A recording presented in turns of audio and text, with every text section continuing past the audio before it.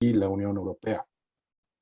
Les informo que contamos con servicio de interpretación simultánea, español e inglés, por lo que pueden elegir el idioma de su preferencia en la plataforma Zoom. El diálogo de hoy es sobre el combate al lavado de dinero y el financiamiento a los grupos delictivos, un tema de creciente importancia y preocupación para ambas regiones, puesto que las dimensiones y manifestaciones del lavado de activos son múltiples y son muy complejas.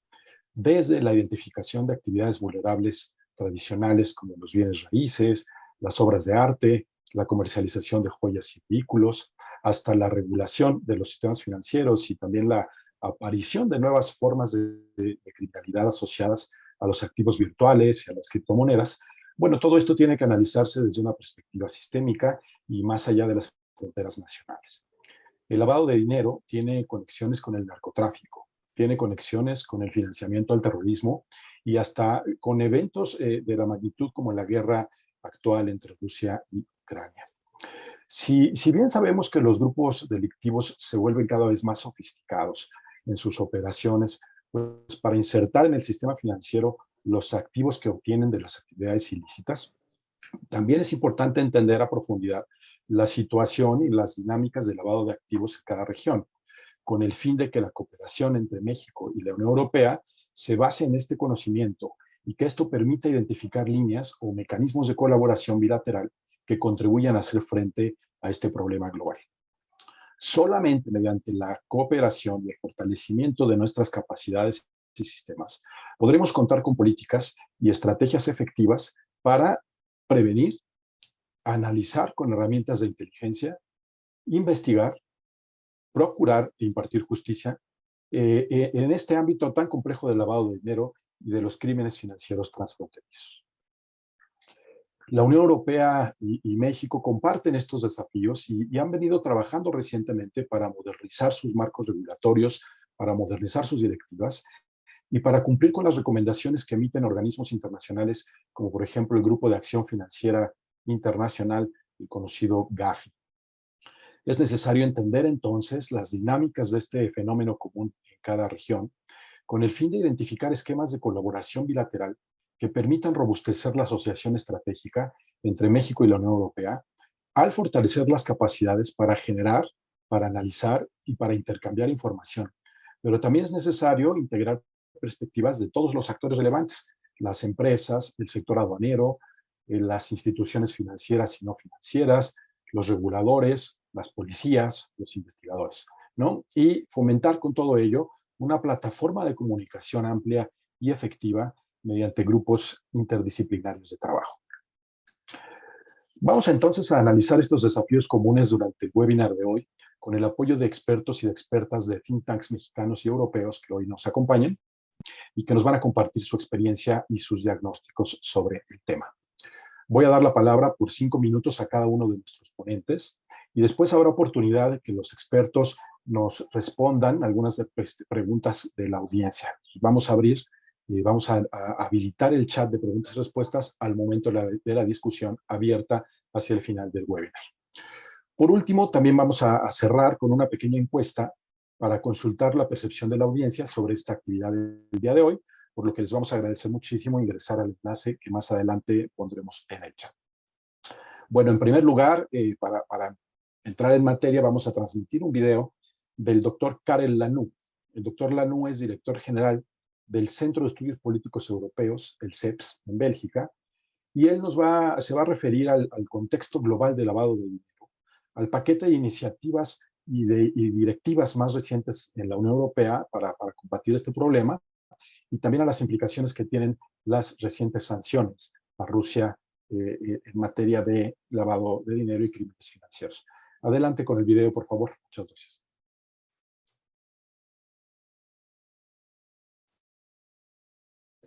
Good afternoon for a discussion on money laundering, on what is happening in the EU, and also what is the global context, which today, as I see it from a European perspective, is strongly influenced by the war in Ukraine and the sanctions which the EU has adopted, also followed by its international partners against Russia, which will help us to set a standard for money laundering globally. So to start with, if we look at the context of money laundering, we know there is a lot of money laundering going on all over the world. There is an estimation of the World Bank that about 2 to 5% of global GDP is laundered annually.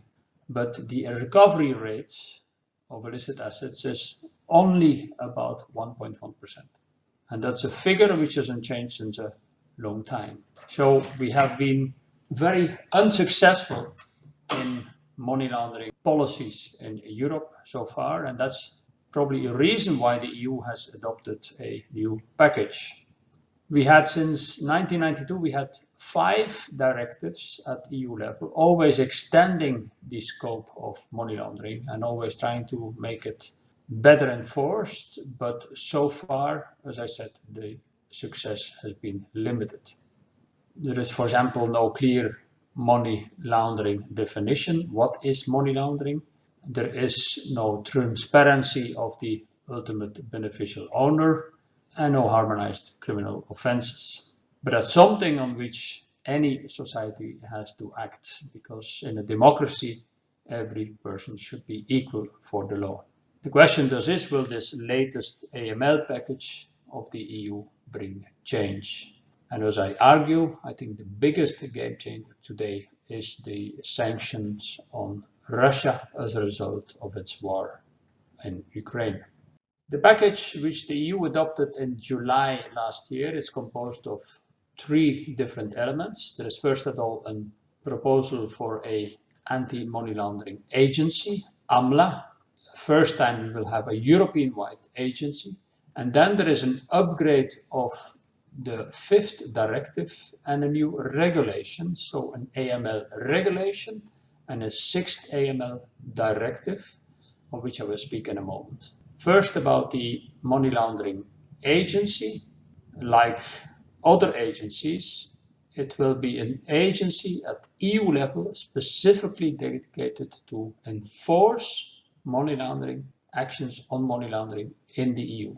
So there are about 30 or 35 different dedicated agencies under EU law at European level. A well-known one since, for example, the COVID crisis is the European Medicines Agency, EMA.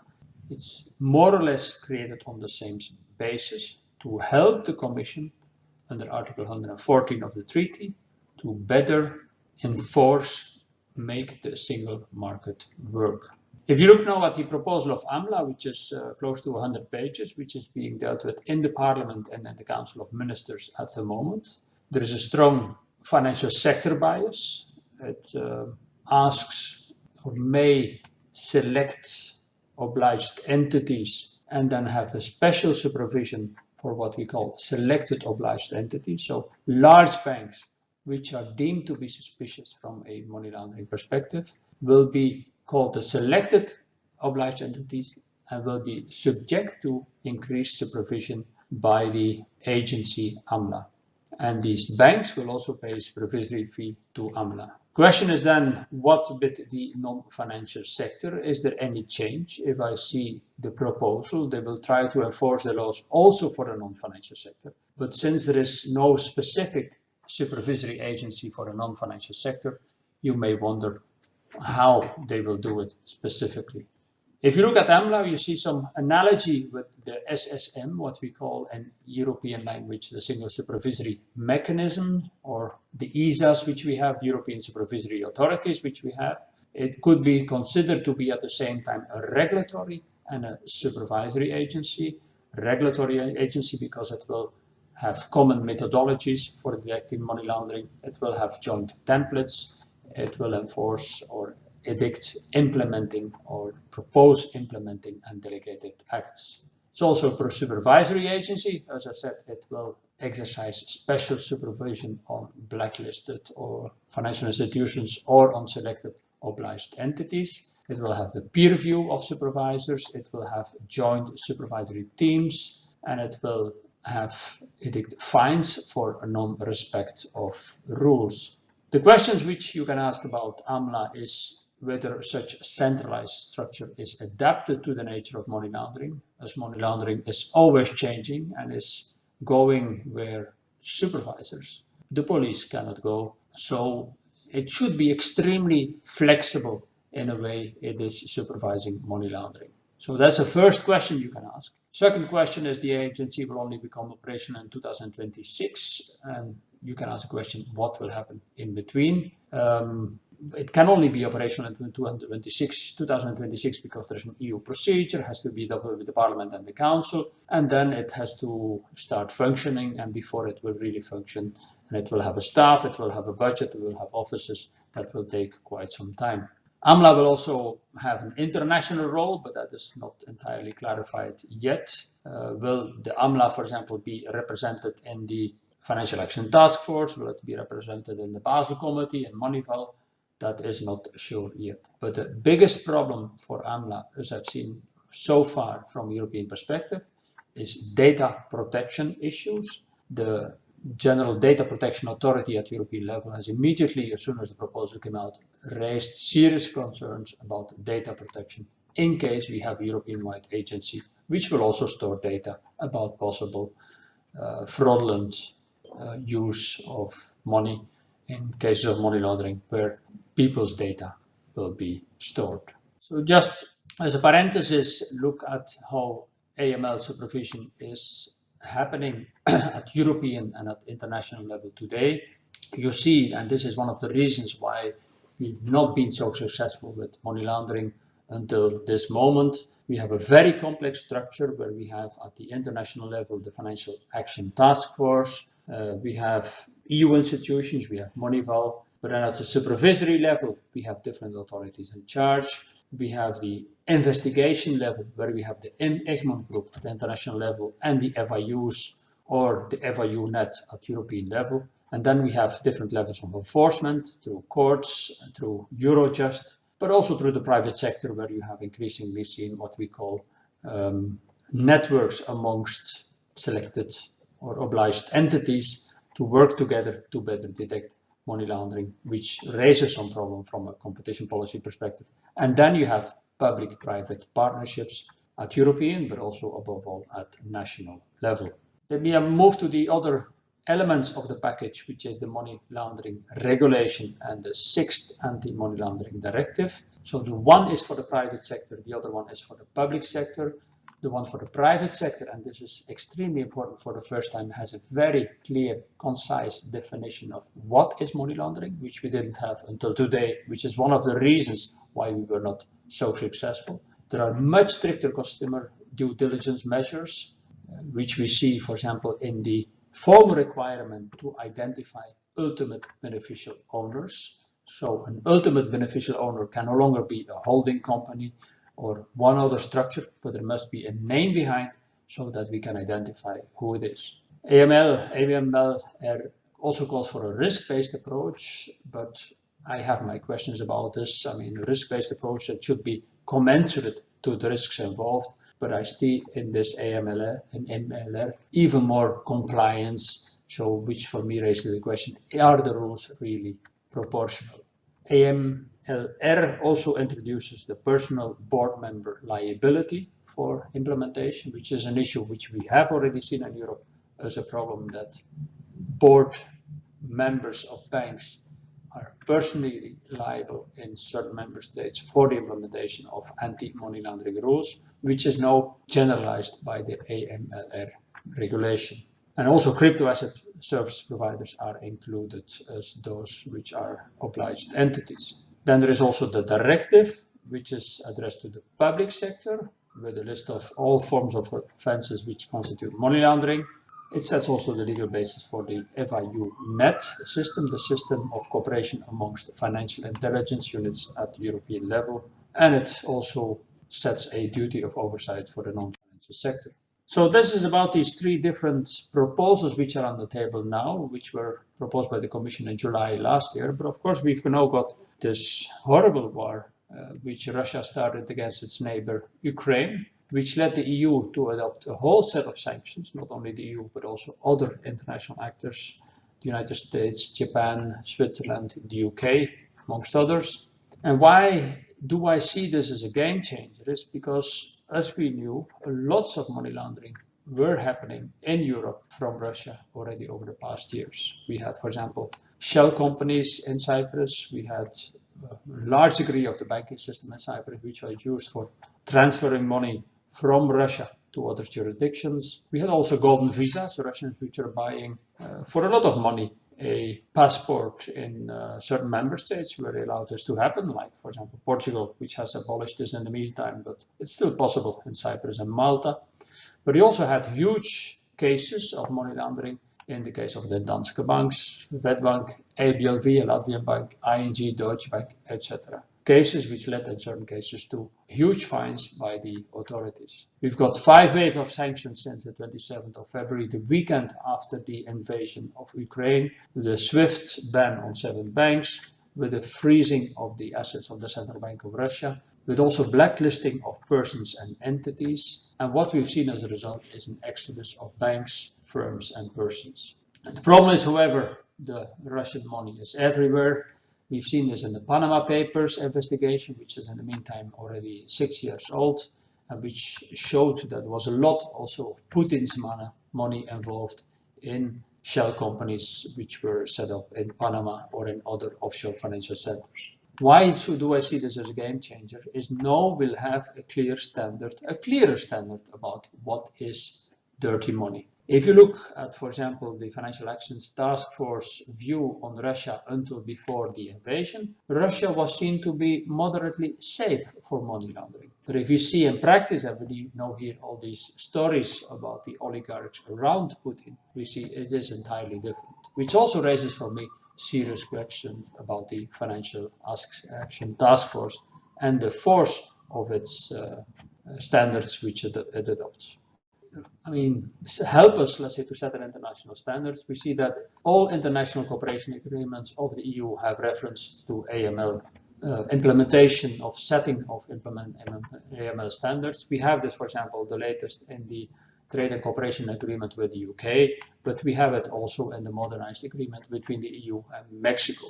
However, even if you may have this demand for international cooperation, if you don't know exactly with which countries and which entities you can work, there may be a lot of money laundering going on anyway. But we know now, let's say, that Russia was behind lots of money laundering cases, and with the sanctions, we have now clearly identified that this is not permissible. So going behind the Russian money, probably also others' money, will become much easier. For those who want to read a bit more about this, we at CEPS worked quite extensively on the subject. We had a report published early last year. I also had an op-ed on the subject, which was published in the Financial Times. Had a comment on the AML package, which was published about a month ago. And then we also have some comments on the Russian sanctions. And I also add to this an old article from The Guardian on the Panama Papers, which also says how much Putin was behind many of these secret constellations which were set up in Panama or in other offshore financial centers. So with this, thank you very much. Pues muchas gracias al doctor Lanoux por este mensaje que creo que es una excelente introducción al tema de nuestro panel. Y ahora vamos a dar la palabra a nuestros expertos y experta. Tendremos 2 rondas de participación por cada ponente, por lo que les suplico ajustarse a 5 minutos como máximo para cada participación. Nuestra primera invitada, a quien le damos la bienvenida, es la doctora Angélica Ortiz. Ella es profesora de la Universidad Panamericana y quisiéramos preguntarle directamente, doctora, ¿cómo, en su opinión, está la regulación financiera en México y cuáles serían los principales desafíos para que el país avance efectivamente en la implementación de recomendaciones internacionales? Adelante, doctora, bienvenida, le dejo la palabra. Gracias, maestro González. Buen día, México. Buena tarde, Europa. Para responder su pregunta, quiero empezar con una nota periodística que acaba de ser publicada hace algunos días. El cobro excesivo en el recibo de luz llamó la atención de la directora de CONALEP, una institución pública mexicana, y pidió a la directora que se hiciera una revisión a las computadoras.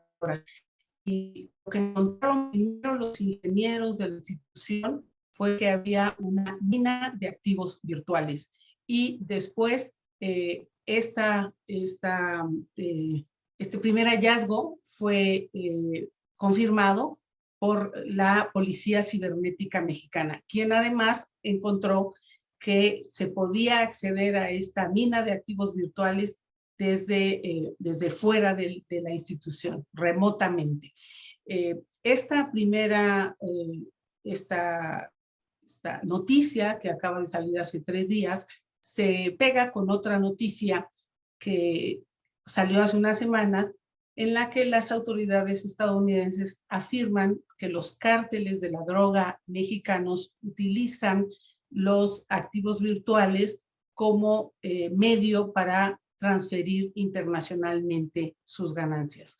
Hoy la Unión Europea y el resto del mundo reconoce que los activos virtuales son un foco rojo en lavado de dinero. ¿Cómo estamos entonces en esta regulación de este nuevo método importante en materia en México, en nuestros 2 sectores? En México, la prevención de lavado de dinero corre por 2 sectores. El sector financiero, con 23 leyes que regulan instituciones financieras, y el sector comercial, ley antilavado, que regula 16 actividades comerciales y servicios que están obligados a normas de prevención de lavado.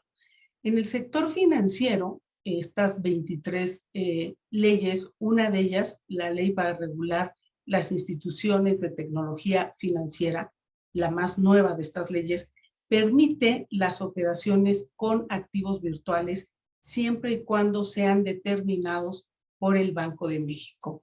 Y nuestro Banco Central, en una circular del 2019, establece una serie de reglas de operación para los activos virtuales, y es muy enfático al declarar en esta circular, con estas palabras, que debe haber una sana distancia entre los activos virtuales y el sector financiero.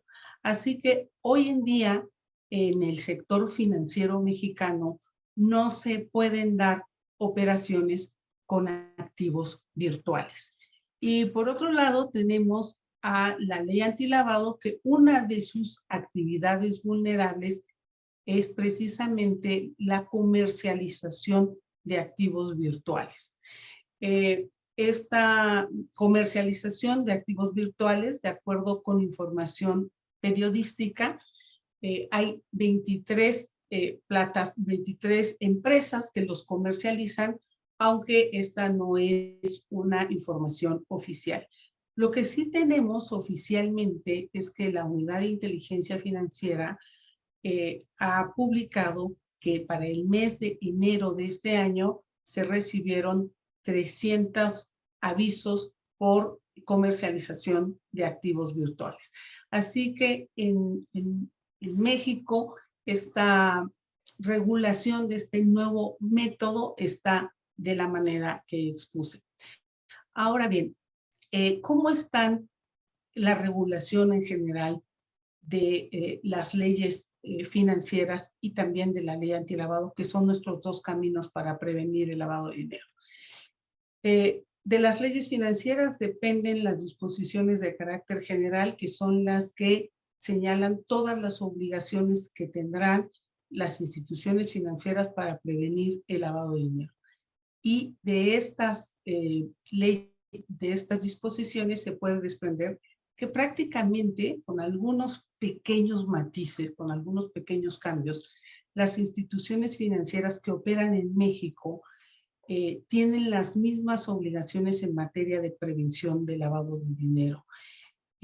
Esto ha generado, de acuerdo con información pública, 278 millones de reportes desde que se creó la Unidad de Inteligencia Financiera en 2004 hasta enero de este año.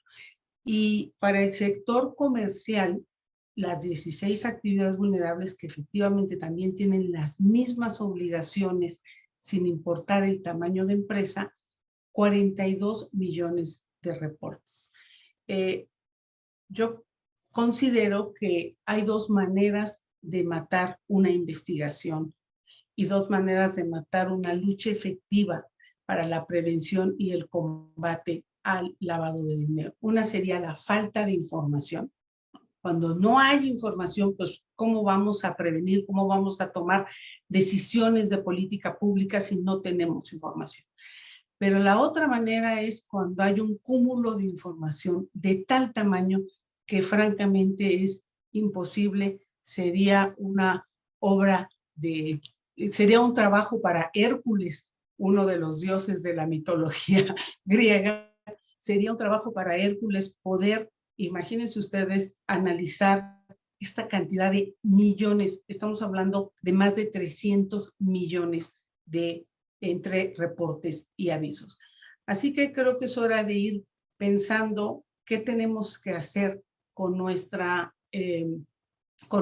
con nuestras leyes para que nos provean información sin que esto se convierta en este cúmulo de información enorme que en estos momentos tenemos. Estos son mis primeros 5 minutos. Volveré, si me lo permiten, al tema en mi próxima participación. Claro que sí, muchas gracias, doctora, por este contexto legislativo y regulatorio de México que nos presenta. Ahora daremos la voz al señor Paul Radu. Él es director ejecutivo del Proyecto de Información sobre Crimen Organizado y Corrupción y miembro del Consorcio Internacional de Periodistas de Investigación, RISE Project, de Rumania. Paul, yo quisiera preguntarle en su experiencia desde la investigación periodística, ¿cómo entender el funcionamiento desde los grupos criminales, ¿no? ¿Y qué podemos hacer para focalizar la lucha contra estas nuevas formas de criminalidad financiera transfronteriza? Les recuerdo limitar, por favor, su participación a 5 minutos. Adelante, Paul, tienes la palabra. Okay. Thank you, Javier. Thank you for inviting me to this discussion. I'll try to contribute to the best of my abilities. And I work with many investigative reporters. We are hundreds of investigative reporters that make this network called the Organized Crime and Corruption Reporting Project. And we are focused on investigating, obviously, crime and corruption, and mostly transcontinental crime and corruption.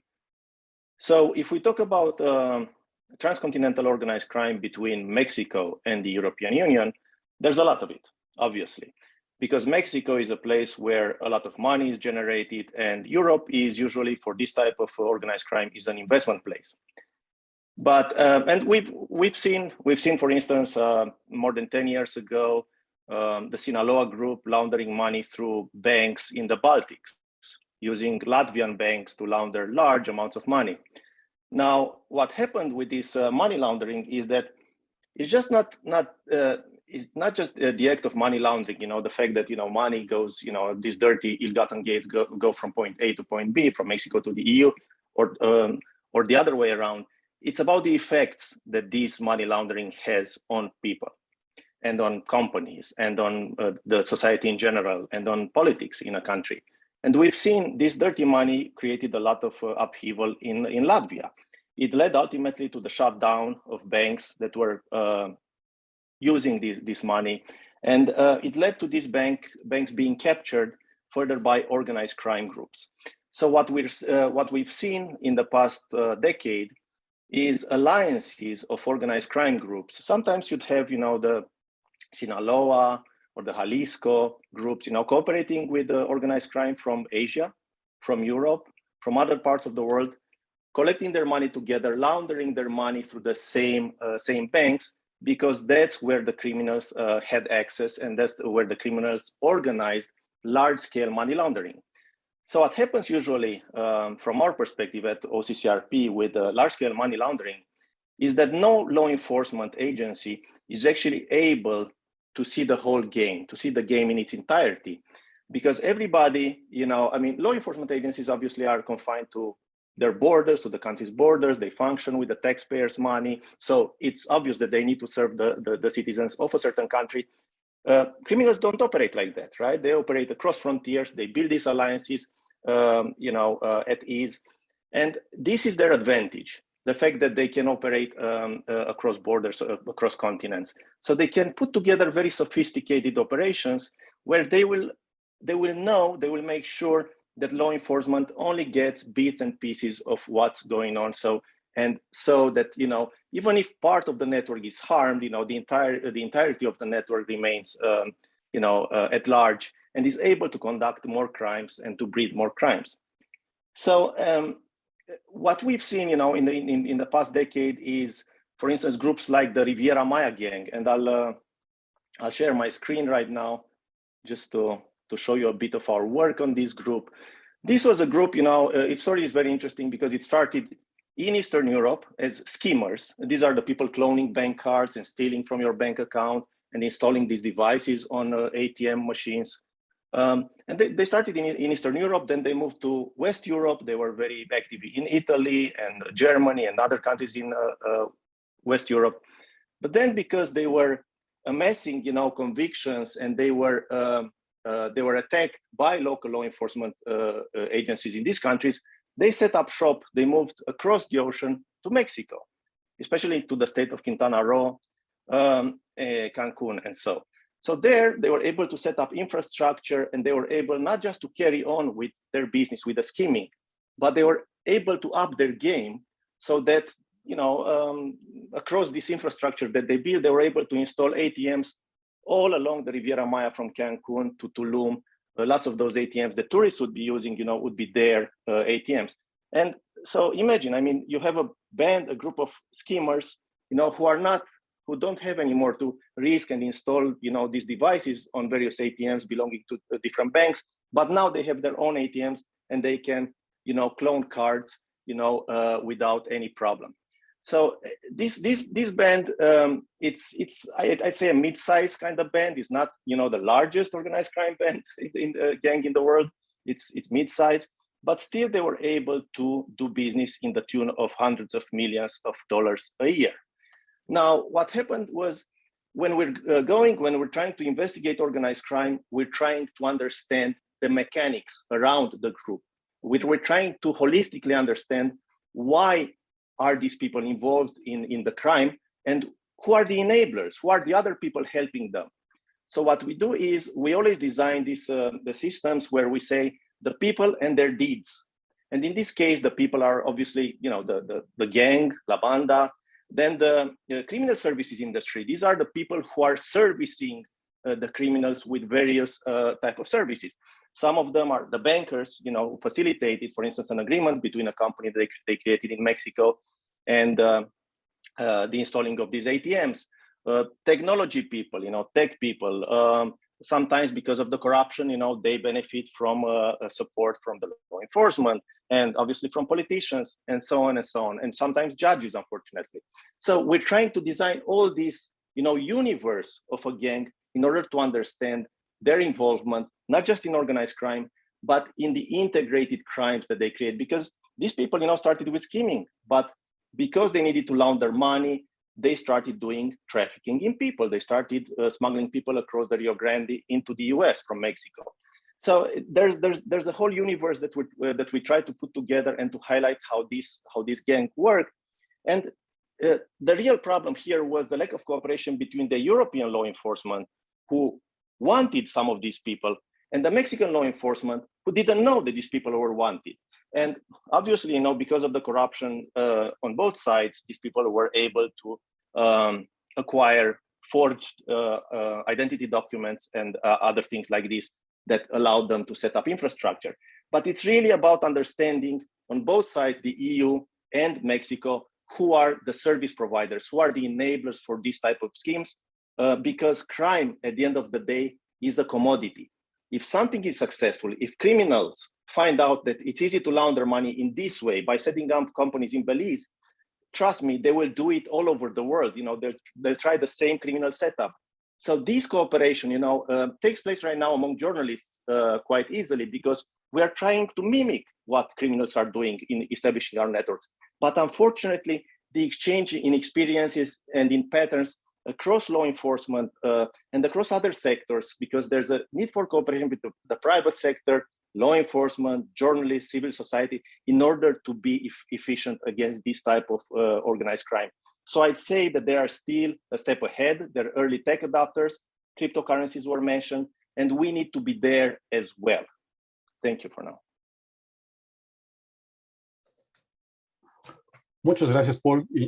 Súper interesante perspectiva y experiencia en la investigación periodística de la forma y las dinámicas en las que opera el crimen organizado, pero sobre todo la visión transnacional y cómo existen estas conexiones entre las bandas europeas y también el crimen organizado en México. Ahora voy a ceder la palabra al doctor Eliseo Díaz. Él es investigador en economía en el Colegio de la Frontera Norte.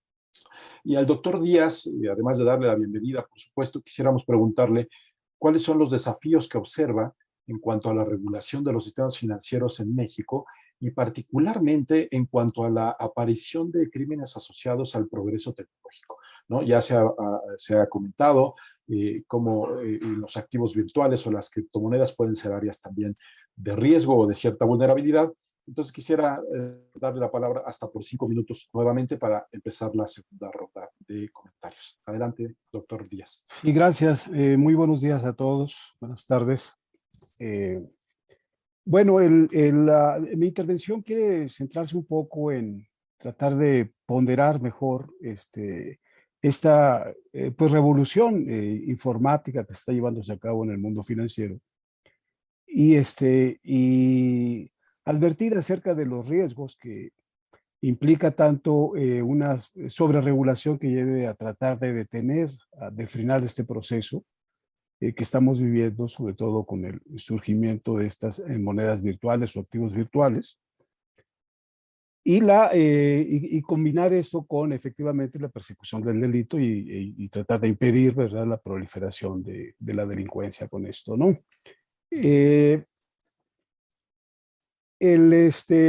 Yo creo que el surgimiento de este mercado de criptomonedas que hemos venido comentando ofrece dos retos importantes para los estados, ¿no?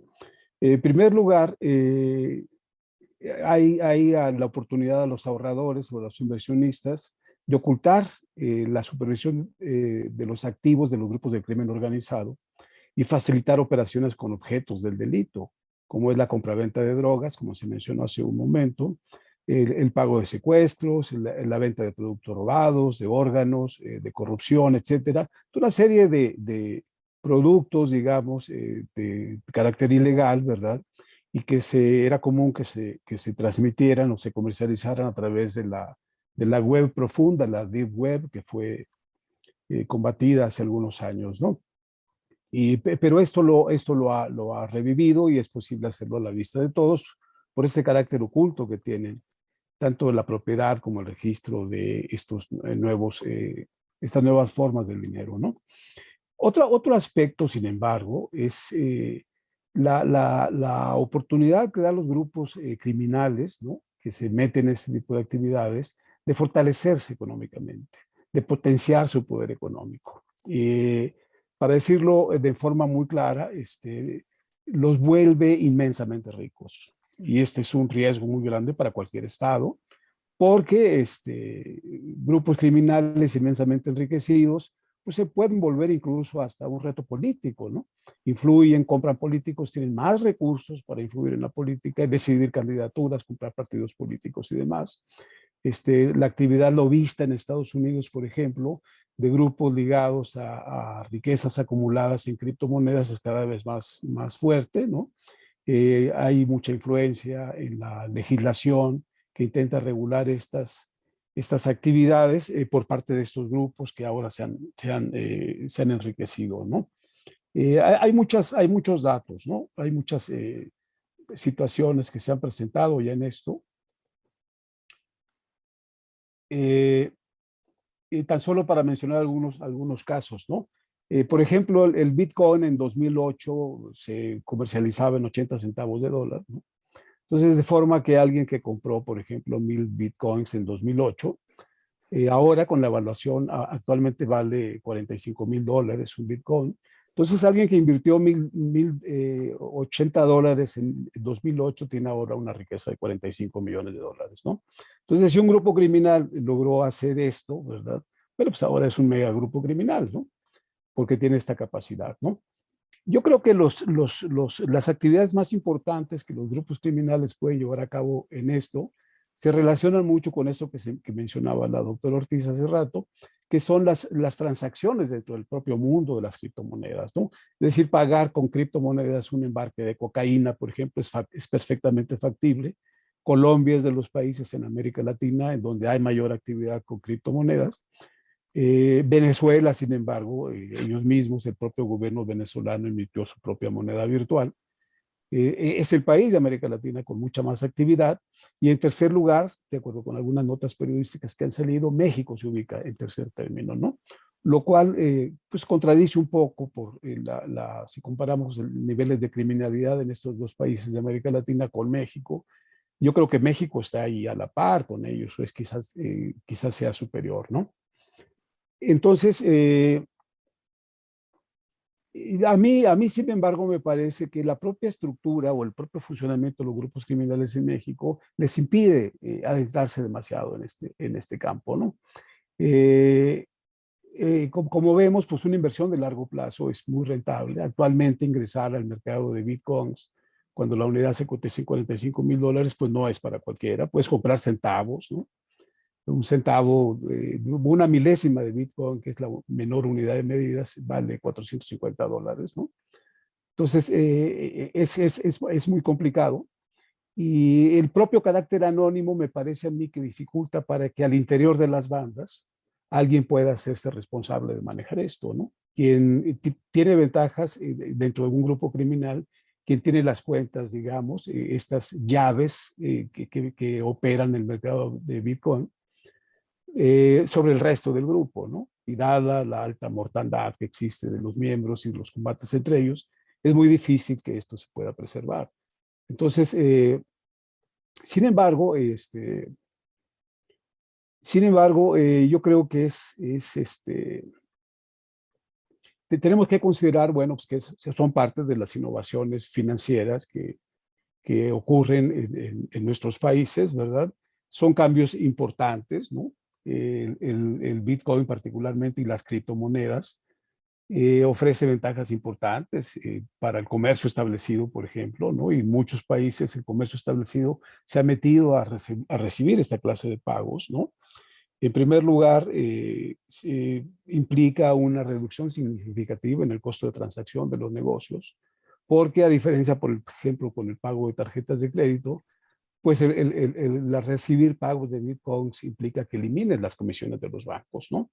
Y por otra parte, bueno, también aceleras, ¿verdad?, el reembolso del importe de las ventas, ¿no? Los bancos tardan entre 20 y 30 días para reembolsarle a un negocio la venta con una tarjeta de crédito. Entonces, criptomonedas te elimina eso porque te da acceso instantáneo a los recursos, ¿no? Entonces, son pues, yo creo que tienen un lado positivo, es una innovación financiera que ayuda mucho al desarrollo de la economía. Y luego la elevada capitalización, que tienen enormes riesgos, por supuesto, ha tenido fluctuaciones en la historia muy importantes en el rendimiento de estas monedas, pero en Estados Unidos, por ejemplo, se prevén aumentos muy importantes en la recaudación de impuestos, derivado de lograr fiscalizar estas transacciones, que ya se está avanzando mucho a medida que aumente el tamaño de las fintech o las organizaciones que se encargan de la venta o que intermedian entre los mineros y el público demandante de criptomonedas, ¿no? Y que porque son empresas registradas y que pagan impuestos, y entonces es más fácil establecer un esquema de cooperación para poder supervisar las medidas, ¿no? Coinbase es una comercializadora de criptomonedas en Estados Unidos, por ejemplo, que incluso te calcula el monto de los impuestos que tienes que pagar cuando tienes ganancias de capital por operaciones con criptomonedas. Entonces, yo creo que ese es el camino, ¿no? Las operaciones del crimen organizado con este tipo de actividades, pues yo creo que es similar al que tienen con el sistema bancario o el sistema financiero tradicional. Sin duda, pues esto facilita sobre todo cuando se trata de mantenerte en el ámbito de las transacciones con las propias criptomonedas, ¿no? O con otro tipo aparte del Bitcoin, las 10,000 restantes formas de criptomonedas que existen. Entonces, yo creo que ese es el riesgo. Estas son las operaciones no supervisadas Al momento en que un tenedor de criptomonedas convierte esto a pesos o a dólares corrientes, es muy fácil detectar la operación, ¿verdad? Puede llamar la atención de los bancos o del sistema financiero cuando alguien obtiene una gran liquidez, aumenta enormemente sus saldos en las cuentas bancarias por efecto de cambios de criptomonedas. Y también es muy sencillo hacerlo cuando se trata de comprar bienes en el mercado formal, ¿no? Si tú compras un Lamborghini, por ejemplo, que es algo muy frecuente que está ocurriendo en Estados Unidos, bueno, pues la empresa, en el caso de México, estaría obligada a reportar esa transacción. En México, las empresas automotrices y casi ningún comercio formal, Electra ha tratado de meterse en esto, de recibir criptomonedas, ¿no? Entonces, yo creo que en estos ámbitos, en el ámbito de la adquisición de productos, digamos, en el mercado formal, de productos legales, ¿verdad? Hay oportunidades de supervisión. Hay oportunidades de supervisión también en el siguiente contacto, cuando se trata de convertir criptomonedas y traducirlas a dólares o a pesos, ¿verdad? Y ahí hay un amplio campo para la supervisión y la detección de operaciones, digamos, anormales o ilegales, ¿no? Por lo pronto haría este comentario. Muchas gracias. Al contrario, gracias, doctor Díaz, por esta ilustración de los riesgos y las ventajas de las criptomonedas. Vamos a hacer ahora una segunda ronda de intervenciones mucho más breve. Yo les pediría que en 2 minutos podamos responder la misma pregunta, todos y todas. Y esta pregunta es, si ustedes pudieran incidir en la conformación de un programa de cooperación de mediano plazo entre México y la Unión Europea, ¿qué temas, qué enfoques, qué programas incluirían en este programa, ¿no? Desde aspectos regulatorios, de fortalecimiento de capacidades, políticas públicas. Entonces, nuevamente les agradeceremos ajustarnos a 2 minutos máximo por cada participante, con el fin de dejar tiempo al final del panel para preguntas y respuestas del público. Empezamos en el mismo orden. Doctora Angélica Ortiz, adelante. Sí, muchas gracias. Yo pienso que hay de todos los temas y vasos comunicantes entre México y la Unión Europea. En el aspecto regulatorio, pues la Unión Europea tiene ahora esta AMLA que está discutiendo y que es muy interesante porque va a unificar la autoridad supervisora de la Unión, va a unificar una WIF para la Unión Europea. Entonces creo que estos intercambios tanto de información como de experiencia pueden ser muy útiles en este momento en que en México se discute una reforma a la ley antilavado que tiene un lado muy positivo, que es que finalmente el sector comercial mexicano va a tener que identificar al beneficiario final o al dueño beneficiario, que es una figura clave en materia de prevención de lavado de dinero. En este momento no se tiene que llegar a la persona física que controla a la persona jurídica, por lo menos en materia de sector comercial. Y bueno, pues ya nos compartía en el video el doctor Lanú que se están proponiendo reglas claras y procedimientos claros para este dueño beneficiario. Creo que ahí tenemos un vaso comunicante muy importante entre Europa y México, porque es verdad que hay que partir de esta información para poder hacer una serie de políticas públicas. Y tomando o retomando algunas de las cuestiones que ha puesto sobre la mesa Paul y el propio doctor Díaz, hay un tema muy importante que es la cuestión del combate a la corrupción. Porque estos grupos, como diría el doctor Díaz, que se vuelven inmensamente ricos, tienen, el crimen organizado inmensamente rico tiene un alto poder de corrupción. Un alto poder de adquisición de bienes, sí, pero un alto poder de corrupción. Y aquí me parece que hay una cuestión muy importante a resaltar entre la Unión Europea y México. En nuestro país, las autoridades de Procuración de Justicia han insistido en tomar el camino de vincular el enriquecimiento ilícito, que es un delito por hechos de corrupción, con el lavado de dinero. Pero presenta un grave problema que ha sido analizado creo que muy claramente por el fiscal para el combate a la corrupción en el Estado de México, el maestro José Viñas. Él ha analizado que este delito es inconstitucional porque rompe con la regla de que sea una conducta, lo que se sanciona es un resultado. Y la Unión Europea ha caminado ya tiene experiencia en este tema porque varios países de la Unión, por ejemplo, la Corte Suprema de Portugal, no ha aceptado este delito, lo ha declarado, más bien no ha declarado inconstitucional, y varios países de la Unión no han aceptado este delito, pues por este problema de constitucionalidad, y como decimos en México, porque no pasa la prueba del tribunal, se cae en el tribunal. Entonces, creo que con los otros delitos que tenemos, como por ejemplo el peculado, que se da claramente en las minas de activos virtuales que fueron descubiertas hace unos días en CONALEP, en una instalación educativa pública, esto es muy importante en México, pues creo que esta cooperación y este intercambio de ideas y apoyo entre las dos, entre México y la Unión Europea, va a ser muy importante pues por estos vasos comunicantes y caminos andados que ya tiene la Unión en este sentido. No me quiero ir, sé que no me quiero ir sin agradecer y decirle a Paul, al doctor Díaz y por supuesto al doctor Lanuca, ha sido un placer compartir este diálogo con ustedes, y a usted, maestro González, darle las gracias por su increíble índole y sus finas atenciones. Espero que Cronos no me coma porque me he pasado de tiempo y me quedo a las órdenes por si hubiera alguna pregunta dirigida específicamente a mí. Muchísimas gracias, un placer.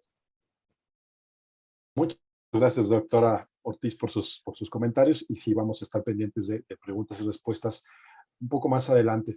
A continuación, Paul Radu. Bueno, la misma pregunta. Paul, ¿qué áreas de cooperación vislumbras entre México y la Unión Europea? Hasta por 2 minutos, por favor. Adelante.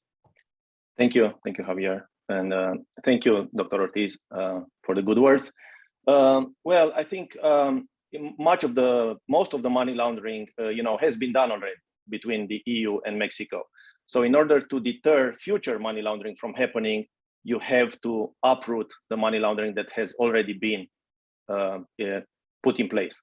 So, when I'm saying this, I'm saying that journalists and civil society may be a solution, can be a solution to stopping some of what's going on and to uprooting some of especially the transnational organized crime that takes place between the European Union and Mexico. So in my opinion, there's a simple solution to this, and that's open up databases.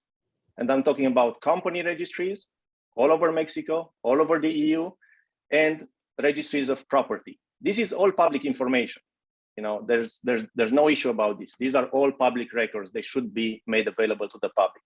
Now, we do have the systems at OCCRP and with other networks to process this data. We can ingest all this data in our systems, all the property records from Mexico, from the countries in the EU, all the company records, and put them all together and match them against lists of politically exposed persons and criminals.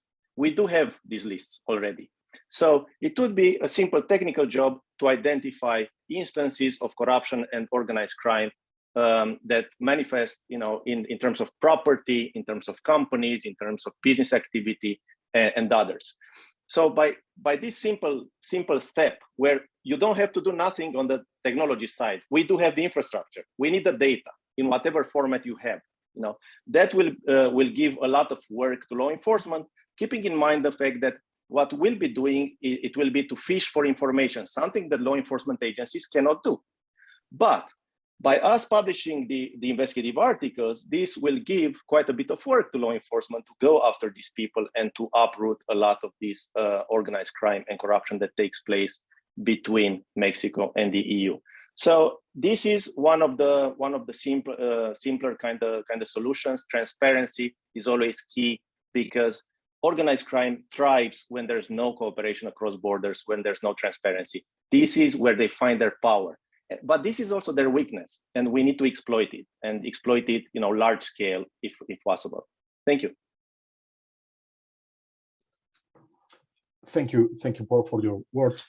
Bueno, vamos a concluir esta ronda con el doctor Eliseo Díaz. Nuevamente agradezco limitarnos a 2 minutos, doctor. La misma pregunta sobre áreas de cooperación. Adelante.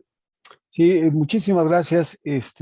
Bueno, siguiendo un poco con lo que venía yo diciendo, lo que respecto a un esquema de cooperación con la Unión Europea respecto particularmente de activos virtuales o criptomonedas, yo creo que la dificultad más importante ahora está en el desafío más importante se presenta por el lado de homologar el trato que se da a este sector. Y aquí hay una diferencia también importante que tenemos que tomar en cuenta. La integración México-Estados Unidos, la integración económica México-Estados Unidos, ejerce un poder más fuerte en cuanto a que tendríamos que homologarnos con ellos, con el trato que están dando a este sector, ¿no? Y luego, en el caso de Europa, el problema más grande es la diversidad de tratamiento que se está dando esto, ¿no? Están estos países que están fungiendo, digamos, como una especie de paraísos virtuales, el caso de Chipre, Malta, ¿no? Portugal, que ha tenido también un tratamiento muy favorable para criptomonedas, Alemania también, una de las grandes economías, ¿no? Que también ha decidido abrazar esto y que contrasta con el resto de los países, ¿no? Entonces, en México hemos avanzado mucho, se discutió mucho la ley de fintechs y se ha metido en este sector como estas financieras tecnológicas, el caso del tratamiento de criptomonedas, pero es posible que tengamos que avanzar en una legislación mucho más especializada para este caso particular. Entonces, son situaciones que están pendientes de resolver todavía, ¿no? Ahora, por otra parte, yo creo que las herramientas que ya existen para combatir el lavado de dinero son perfectamente aplicables en algunos de los casos para este tipo de cosas, ¿no? El problema está en cuanto las criptomonedas se utilizan como medio de pago. El problema es, por ejemplo, al interior de los grupos criminales que empiecen a hacer ellos los pagos en monedas virtuales, ¿no? Digamos que el jefe de la banda le paga a los sicarios con criptomonedas y estos comercializan, obtienen bienes, ¿no? Se pueden utilizar efectivamente, como se mencionó, para comprar o vender drogas, para procesar secuestros, el pago de rescates por secuestros, ¿no? Y mientras los tengas al interior de esto, no ofrece mayor problema de que te detecten las oficinas de gobierno que persiguen los delitos, ¿no? Borras la huella de esto, ¿no? Sin embargo, bueno, también la inversión como en tanto activos digitales, por ejemplo. Tú puedes tener tu riqueza acumulada ahí que se va capitalizando frecuentemente, ¿verdad? Sin que te moleste nadie ni te obliguen a pagar impuestos mientras no vuelvas líquidos esos fondos, ¿no? Por otra parte, la parte de comercialización, ¿no? Si compras automóviles, o compras casas, te metes al sector inmobiliario y eso, y existen más riesgos de que seas detectado, ¿no? Entonces, es posible, decía yo, que se requiere avanzar en una legislación especializada en todos estos países, en México, en Estados Unidos, en Europa, que comprenda todo lo que es este sector, digamos, ¿no? La parte más complicada en este sector es esta parte de la minería, ¿no? La parte más oculta es la de la minería. En México, bueno, se detectó este caso que ha sido un escándalo, el caso del CONALEP. Yo no dudo, ¿no? Centros educativos que tengan computadoras ociosas, digamos, es posible que sean reconvertidas para volverse con minas de criptomonedas, ¿verdad? Pero en general en los países con climas muy fríos es donde han preferido establecerse este tipo de minerías. China las prohibió porque China estaba agrupando a demasiados mineros, ¿no? Era el país que más tenía, creo, mineros. Y el año pasado decidieron prohibir esas actividades, ¿no? Entonces, pero también la parte de comercialización. Yo decía que la parte de comercialización es más abierta, ¿no? Porque son empresas, estas fintech, por ejemplo, tienen oficinas que te compran y venden criptomonedas, ¿no? Y es, digamos, la parte más visible y más fácil de regular, ¿no? Y luego el otro asunto, el otro tema es la operación de estas empresas, ¿no? Y tanto las comercializadoras como la propia actividad minera, su rango de acción es internacional. O sea, una empresa comercializadora, una fintech en México que vende criptomonedas, pues lo hace para toda América Latina y para cualquier país del mundo, ¿no? Todo esto se hace a través de Internet, ¿no? Entonces, eso también creo yo que ofrece dificultades para poderlo regular, ¿no? En fin, yo creo que me parece que estamos todavía en los inicios de esto. Se cuentan ya con herramientas complejas para poder detectar operaciones, digamos, sospechosas, ¿no? De este asunto del enriquecimiento inexplicable. Yo creo que cabe muy bien en esto, ¿no? Pero tenemos, bueno, también generaciones muy vinculadas al uso del Internet y al desarrollo de tecnologías de la información y demás, ¿verdad? Que también se benefician de este tipo de cosas, ¿no? Y que, bueno, por esa naturaleza se pueden volver grupos sospechosos, ¿verdad? Si pensamos en enriquecimientos ilícitos. Entonces, es necesario, yo creo, volver a ponderar y regular este tipo de actividades para poder hacer un combate más efectivo, ¿no? Es todo, muchas gracias. No, muchas gracias, doctor Díaz, y muchas gracias a todos, todas, por sus interesantes contribuciones. Bueno, tenemos breves minutos para tomar algunas preguntas del público. Nos enviaron una para quien se sienta, para responderla, y es cómo se puede fortalecer el interés de la opinión pública en combatir el lavado de dinero. No sé, quizás Paul o el doctor Díaz o la propia doctora Ortiz, si quisieran tomar la palabra, ¿cómo se puede fortalecer el interés de la opinión pública para combatir el lavado de dinero?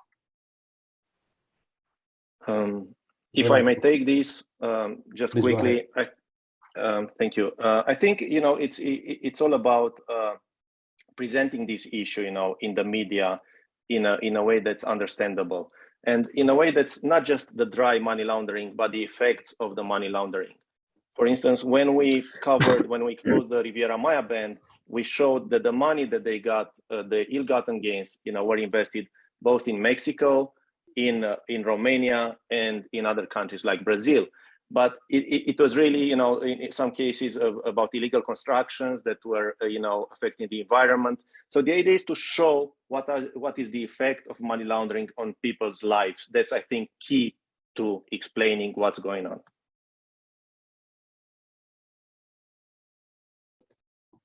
Claro, yo retomando un poco, maestro, lo que acaba de decir Paul, sí, por supuesto, es que atrás de cada operación de lavado de dinero hay un delito que lo precede y que lo permite y que es el que a través del cual se obtiene fondo. Entonces el impacto, yo creo que para responder a la pregunta de la persona que amablemente la fórmula es cómo se puede mover a la opinión pública, bueno, a través de presentar qué delitos están atrás, porque atrás están secuestros, venta de drogas, etcétera, etcétera. Y esto, bueno, cobra vidas. Hay un impacto directo entre los delitos precedentes y el lavado de dinero, ¿no? Como creo que bien lo tomó Paul. Excelente. Hay una pregunta relacionada de María Trejo en relación a que si en este papel de la sociedad civil sería útil o no, pues simplemente no participar en el mercado de criptoactivos. No sé, doctor Díaz, usted mencionaba que también tiene ventajas para los sistemas financieros, para el comercio nacional e internacional. Sí, muchas gracias. Yo lo que he tratado de exponer es que no son sinónimos, ¿no? Mercado de criptoactivos con lavado de dinero no son sinónimos. El lavado de dinero ocurre con el sistema financiero formal y ocurre también con este nuevo mercado, ¿no? Las proporciones quizás no sean equivalentes, ¿verdad? Es posible que, dada la naturaleza oculta o anónima de las transacciones con criptoactivos, es posible que sea más atractiva para el ingreso de grupos criminales, pero pues en el caso de México también tenemos que ver, digamos, cuál es el nivel intelectual o cuál es el grado de criminalidad de los propios grupos criminales, ¿no? Creo yo que, digamos, para los delitos de cuello blanco, ¿verdad? Que es otro tipo de crimen, ¿verdad? es como más factible participar en ese tipo de mercados, ¿no? Porque requiere cierto conocimiento, requiere que tengas cierta confianza o cierto nivel de desconfianza para saber cuándo entrar y cuándo salir y demás. Que los grupos que se dedican, por ejemplo, al narcotráfico, que integran bandas que asesinan personas o secuestran y demás, es un conocimiento que no tienen muy al acceso, ¿no? Tendrían que tener un sector específico, pero creo yo que no, esa división corporativa en las bandas criminales dedicadas al narcotráfico no te permite tener una sección financiera que se aboque a ese tipo de cosas, ¿no? Entonces, yo creo que para muchos economistas las criptomonedas es una nueva forma de dinero. Y es igual como si tuvieras supuesto tú el momento en que empezaron a imprimir los bancos centrales dinero y a desplazar el dinero en monedas de oro, ¿no? Es un cambio similar. Y esto se permite pues, por los avances en el Internet, ¿verdad? Por el Internet de todas las cosas y demás.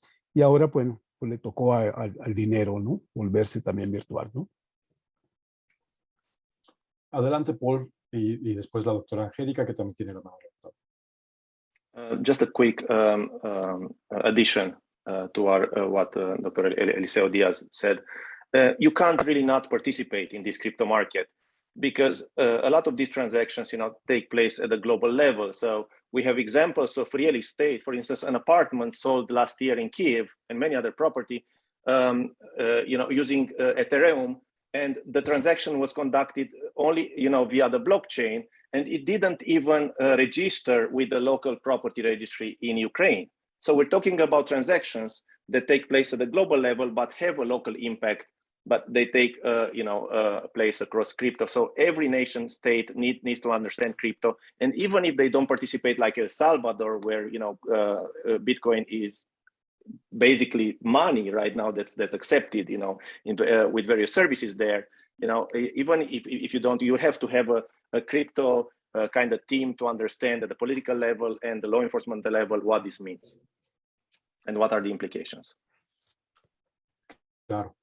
Sí, muy bien. Pues, doctora, me parece que quería complementar algo, pero déjeme aprovechar para preguntarle de Miguel Ángel Ruiz Mata. Él nos pregunta si AMLA, la nueva agencia europea que se está proyectando, no sería más burocracia en esta lucha. ¿Cómo lo ve usted? Pues muchas gracias a Miguel, muchos saludos. Yo considero que como está planteada, no sería más burocracia. Lo que se trata es precisamente de unificar la política de la Unión, que yo creo que esto es muy importante lo que puso sobre la mesa el doctor Díaz.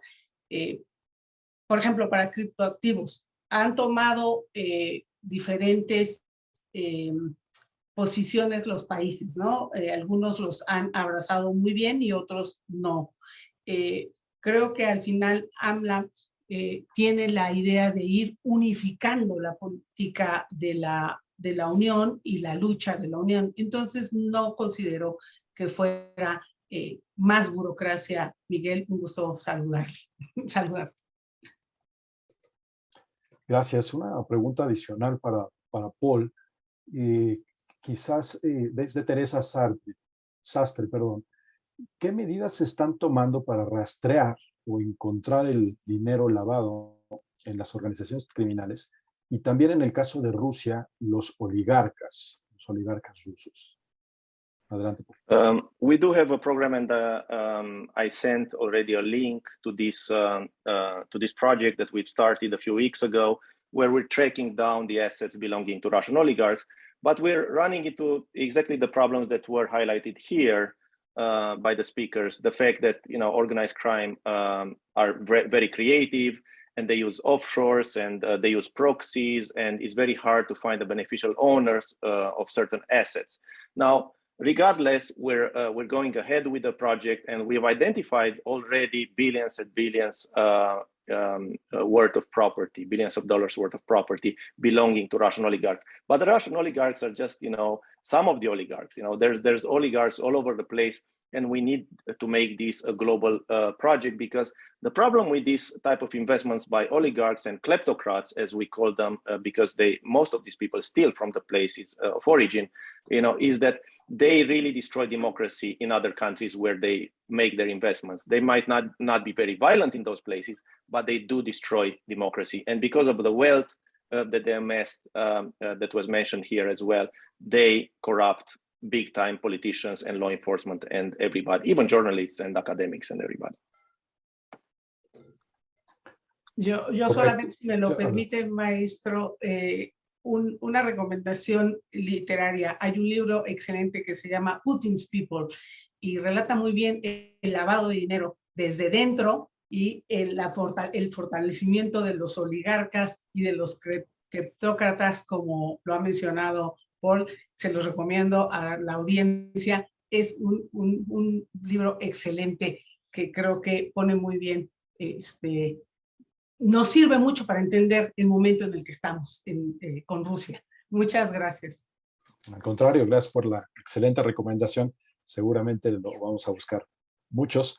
Vamos a ir cerrando ya, se nos fue, estamos un poco encima del tiempo. Una pregunta adicional para quien quiera tomarla, quizás el doctor Díaz por la temática, pero pues para quien quiera, es si sería deseable que exista una regulación jurídica efectiva de la criptomoneda para que se puedan establecer medidas de prevención del lavado de dinero, porque existiendo esta regulación se podría combatir de mejor manera, incluso más eficaz, porque sería más fácil rastrear ese tipo de moneda que el papel moneda que existe actualmente. Ya el doctor se refirió un poco a este tema, pero bueno, es una pregunta de José Luis Maya. Adelante, doctor. Sí, gracias. Bueno, no, es complicado pensar acerca de una regulación en esta actividad por este segmento oculto, que es el de la minería particularmente, que es en donde se acumulan esas cadenas de bloque o ese blockchain que contienen la información sobre las transacciones, ¿no? Las transacciones son en gran medida anónimas porque se utilizan pues, esa criptografía, ¿verdad? Que es la que identifica compradores y vendedores, y tiene también bueno, que ver con la creación de las monedas, de la criptomoneda, ¿no? En fin, esta parte del algoritmo, digamos, que permite la creación y la distribución de criptomonedas, en el caso particularmente del Bitcoin, vuelve difícil que puedan dictarse reglas, digamos, de conducta para esto, ¿no? Sin embargo, hay otra pregunta aquí relacionada con esto, con el asunto de la tributación, por ejemplo, ¿no? Hay una encuesta que fue publicada por el New York Times y que levantó uno de estos comercializadores de criptomonedas que se llama Coinbase, acerca de, Coinbase está ofreciendo en su portal, al mismo tiempo que te venden y demás, hay una sección donde te calcula los impuestos que tienes que pagar sobre las transacciones que estás realizando, ¿no? Lo que ellos dicen es que, bueno, la mayor parte de los inversionistas, más del 50%, son personas que son causantes responsables, digamos que pagan sus impuestos regularmente, que están incluso acumulando ingresos por participar en este tipo de mercados y pagando los impuestos. El IRS en Estados Unidos creo que tiene ya una sección o creó reglas específicas para cómo declarar los ingresos que obtienes tú por participar en criptoactivos o en criptomonedas, ¿no? Entonces yo creo que se está avanzando poco a poco. Por esto decían, esta organización, Coinbase, está estimando que un aumento muy grande en la recaudación de impuestos por efecto de esta enorme revalorización o recapitalización que están alcanzando los activos con estos precios exorbitantes que están alcanzando, ¿no? Entonces yo creo que es bajo las reglas actuales y con más trabajo se requiere mucha más inversión. Necesitamos que, en el caso de México, el SAT de veras innove sobre cómo obtener, fincar el pago de los impuestos sobre este tipo de ganancias, ¿no? Sin tener necesariamente una regulación especial. Yo creo que efectivamente al ser un fenómeno económico, ¿verdad? Muy importante, ¿no? Está un generador de valor muy acelerado, pues, sin duda va a requerir algún tipo de regulación o de legislación específica. El tema es pues hacerlo cuando hay una parte que deliberadamente pretende mantenerse oculta, que es el caso de la minería de las criptomonedas, ¿no?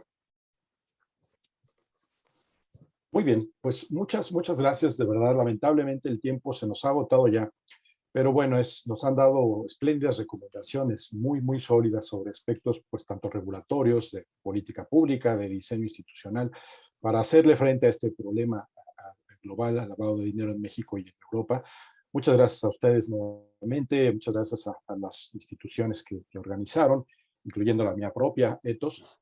Y les recordamos, por favor, llenar la encuesta de medición de nuestro webinar. Nos interesa mucho conocer su opinión, qué les parecieron los aspectos más sustantivos y de organización. Mi colega Diana ya lo está poniendo en el chat.